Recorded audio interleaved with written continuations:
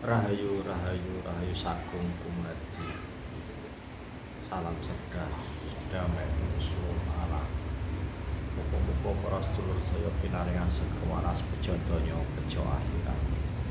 Di dalam video kesempatan kali ini saya akan memberikan atau menginformasikan sesuatu yang sangat rahasia dan dirahasiakan, karena laku ini sebenarnya sudah tahapan laku untuk orang-orang tertentu, bukan umum, bukan untuk khalayak umum, tapi adalah laku seseorang yang mau melakukan laku di dalamnya.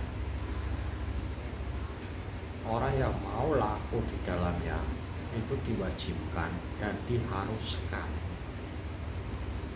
Seperti anak sekolah, anak SD itu diwajibkan untuk bisa baca dan tulis.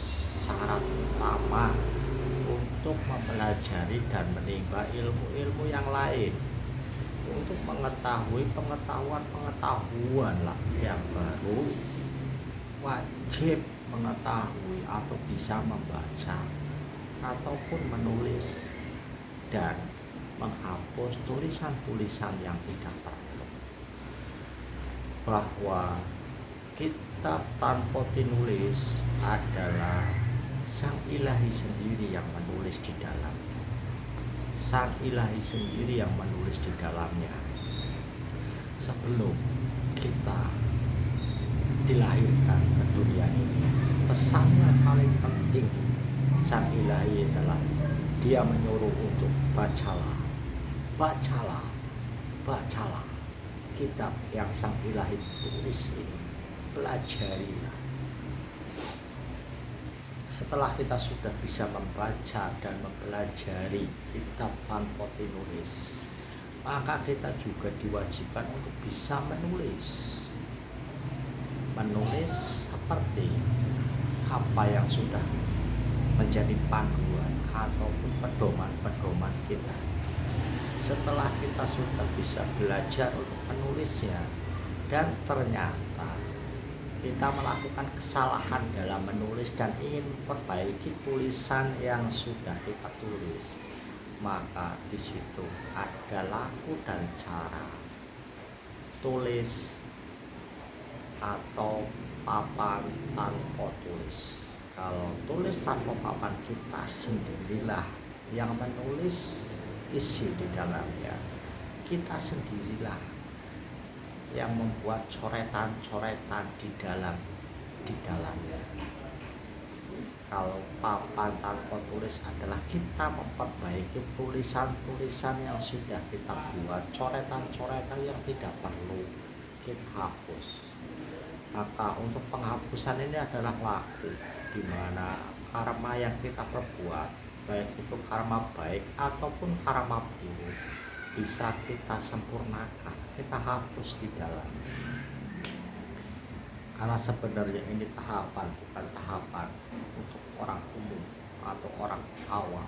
Ini hanya untuk tahapan atau yang sudah lolos, yang sudah bisa menyelesaikan laku, olah napas, olah cipto, olah rasa dan olah karso, dan dia lolos, di mana dirinya menjadi penyembuh atas dirinya dia sendiri dan penyembuh atas penyakit orang lain, dan dia bisa memperbaiki takdir ke depan atas dirinya sendiri, dan dia menuliskan untuk dirinya sendiri, atau dia memberikan pengetahuan ataupun cara agar orang lain mampu dan menyadari bahwa dia menulis sesuatu yang kita inginkan. Karena kita sebagai posisinya sebagai penyembuh, karena sakit yang kita alami, sakit yang kita rasakan, dan sakit yang kita derita, kesusahan yang kita alami, kesusahan yang kita derita adalah hasil dari tulisan kita sendiri.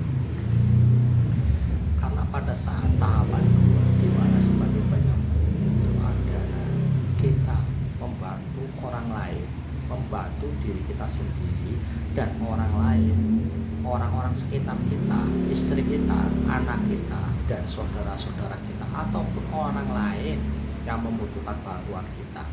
Tapi tidak boleh kita tawarkan, tidak boleh, oh sini saya obati, tidak boleh. biar dia datang sendiri, biar dia yang meminta pertolongan kepada kita, bukan kita yang menawarkan. Di sini olah rasa ini penting. Kudu bisa rumangsa, aja rumangsa bisa. Wah, saya udah bisa, maka enggak, tidak diperbolehkan. Jadi untuk bisa membaca, menulis dan menghapus tulisan-tulisan kita yang tidak perlu, kita harus lolos dulu di tahapan pertama, olah napas, olah cipta, dan olah rasa dan olah karsa, di mana setiap olah ini adalah bagaimana kita bisa mengenali, bisa mengendalikan, dan juga bisa menyelaraskan apa yang ada dalam diri kita biar selaras, biar harmonis. Setelah semuanya harmonis dan ternyata kita dinaikkan ke tahapan kedua, di mana posisi kita, posisi kesadaran kita, posisi batin kita, dan posisi dari pencerahan diri kita adalah posisi sebagai penyembuh, di mana kesadaran kita menyadari bahwa kesembuhan mutlak atau segala sesuatunya itu bersumber dari Sang Ilahi, sedangkan diri kita hanya sebagai peminta, pemohon. Yang mengabulkan adalah jagat raya, di mana pada tahapan 2 adalah kita melakukan, memahami, mempelajari hukum alam, yaitu hukum jagat alih dan jagat raya, di mana diri kita adalah sebagai pemohon dan jagat raya sebagai pengabul di dalamnya. Kita tidak bisa untuk masuk ke jagat pribadi, jagat raya, kalau kita tidak mau laku olah napas, olah cipta, olah rasa, dan olah karsa di dalamnya. Di dalam olah tersebut banyak sekali rahasia-rahasia yang ada di dalam diri kita yang sangat tersembunyi, yang tidak mampu kita cerna dan kita pahami secara akal logika, tapi ada dan itu berdaya, mempunyai kuasa dan mempunyai kekuatan untuk menggerakkan, merubah apa sesuatu yang ada di dalam diri. Penyakit yang datang, kesusahan yang datang adalah hasil dari tulisan kita sendiri. Dan jangan pernah menyalahkan bahwa ini adalah hukuman dari Sang Ilahi, dan jangan pernah berpikir bahwa ini adalah ujian dari Sang Ilahi. Jangan beranggapan seperti itu, karena itu semua adalah hasil dari permintaan kita atau hasil dari tulisan kita sendiri di dalamnya. Maka dari itu, agar kita bisa membaca kitab tanpa ditulis, kita bisa menyadari apa yang kita tulis, dan kita bisa membenahi atau membetulkan atau memperbaiki sesuatu yang sudah saya tulis. Penting kita untuk lolos di dalam olah napas, olah cipta, olah rasa, dan olah karsa. Selama kita tidak mau melakukan laku olah cipta, olah rasa, dan olah karsa, maka kita tidak akan pernah mengenali dan mengetahui hakikat dari diri kita yang sebenarnya. Kitab tanpa tinulis adalah kitab di mana Sang Ilahi sendiri yang menulis di dalamnya, Sang Ilahi sendiri yang berkata di dalamnya, dan Sang Ilahi sendirilah yang ada di dalamnya. Maka perlu kita belajar untuk bisa membacanya, untuk bisa membaca bacaan yang kita baca alif, ya kan, atau a-nya pesen. Kita perlu belajar untuk mengetahui bahwa B dengan A akan berbunyi atau vokal yang menjadi suara apa, dan juga harus belajar. Maka dari itu, untuk bisa membaca kitab tanpa tinulis dan kita bisa menulis dengan benar dan kita bisa menghapus tulisan-tulisan yang salah, temuilah orang-orang yang sudah menemukan dirinya, temuilah dan belajarlah sama dia. Seseorang yang sudah menemukan guru sejati dalam dirinya bisa menunjukkan guru petunjuk dan guru wujud yang ada. Kalau hanya sekedar mendengarkan, ataupun ini melalui video-video atau YouTube ataupun yang lain, itu semuanya hanya konsep. Semuanya hanya konsep, karena saya yakin siapapun tidak akan berani membocorkan teknik rahasianya, karena demi keseimbangan alam semesta. Demi keseimbangan alam semesta, hanya orang-orang tertentu dan orang-orang yang sudah dipilih menjadi pilih sama alam semesta ini, jagat raya ini, yang berani untuk belajar, berani mendekatkan diri, menemui orang yang bisa menuntun dirinya agar bisa membaca kitab tanpa tinulis, agar bisa memahami dan mengetahui apa yang dia tulis dan bisa memperbaiki dan menyempurnakan hasil dari tulisan dia sendiri. Keberanian dalam diri kita untuk menemui dan menemukan orang sebagai penuntun, penunjuk atas diri kita sendiri, kita memerlukan keberanian yang luar biasa, tekad yang sangat bulat, dan kemantapan di dalam hati kita bahwa saya ingin menemukan diri saya sendiri. Saya ingin mengetahui pribadi saya sendiri, dan saya ingin merasakan kasunyatan yang ada. Tekad inilah yang nanti membawa diri kita melangkah menemui orang yang kita anggap layak untuk menjadi pembimbing, di mana kita bisa ketemu dengan diri kita yang sebenarnya.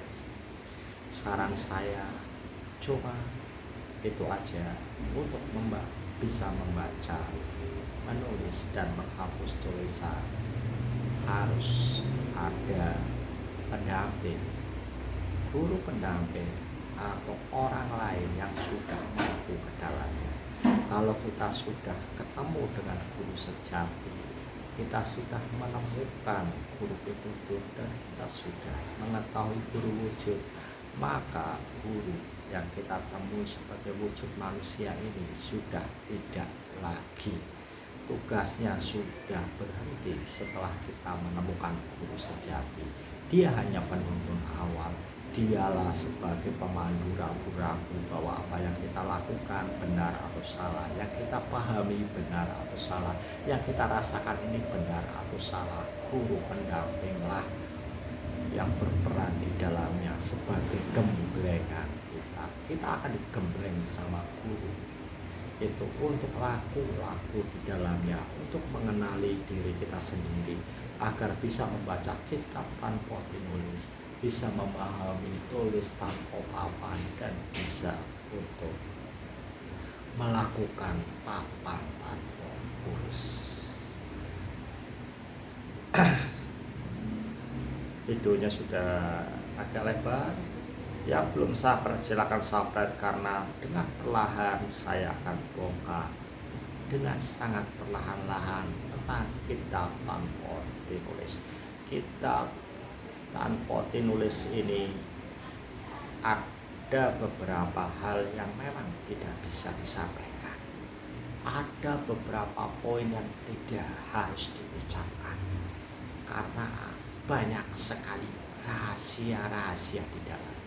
Tapi akan saya bongkar perlahan, hanya menggunakan guru wujud, di mana semuanya hanya konsep, dan semua hanya bagaimana kita melihat, memandang, dan kita merasakan kasunyatan yang ada di dalamnya. Ikuti terus channel saya, Jati Diri. Mudah-mudahan diri kita adalah orang-orang yang pinilih dan terpilih oleh alam semesta. Rahayu, rahayu, rahayu saking dumadi. Salam cerdas, damai untuk seluruh alam.